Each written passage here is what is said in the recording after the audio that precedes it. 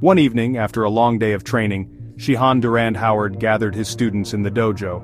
The room was quiet, the soft hum of the evening air settling over the group as they sat in a circle, waiting for Shihan's words. "I want to tell you a story," Shihan began, his voice calm and steady. "It's about a boy named Little Johnny and the hidden garden." The students leaned forward, their curiosity piqued.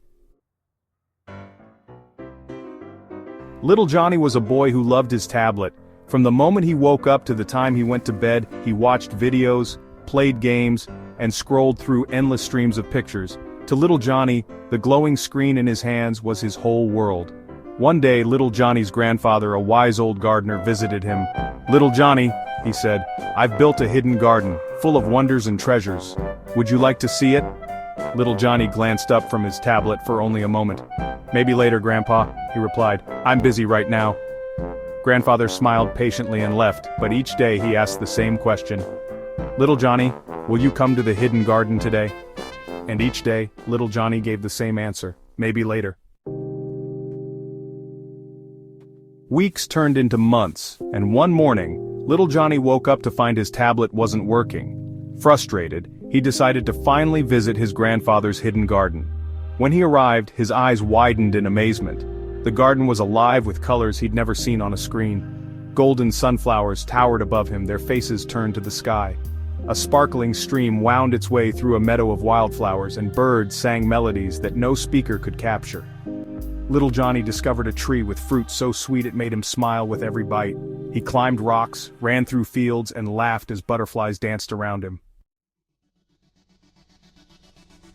Section 4. A broken screen and open door. When the sun began to set, Little Johnny sat next to his grandfather under a great oak tree. "Grandpa," he said, "why didn't you tell me the garden was so amazing?" His grandfather chuckled.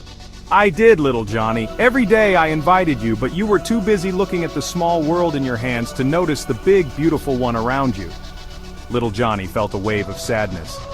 "I wasted so much time, I could have been here sooner." His grandfather put a comforting hand on his shoulder. "It's never too late, Little Johnny.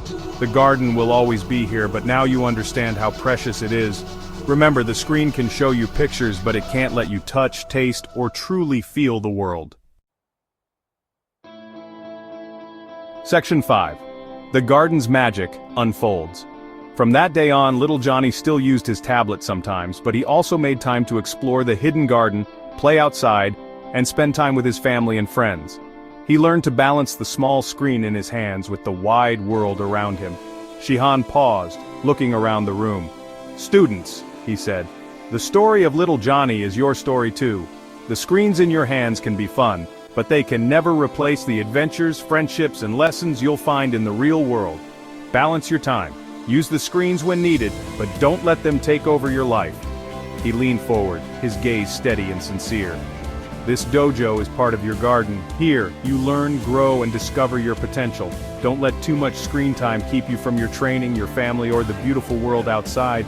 There's a whole life waiting for you to live." The students nodded, understanding the lesson.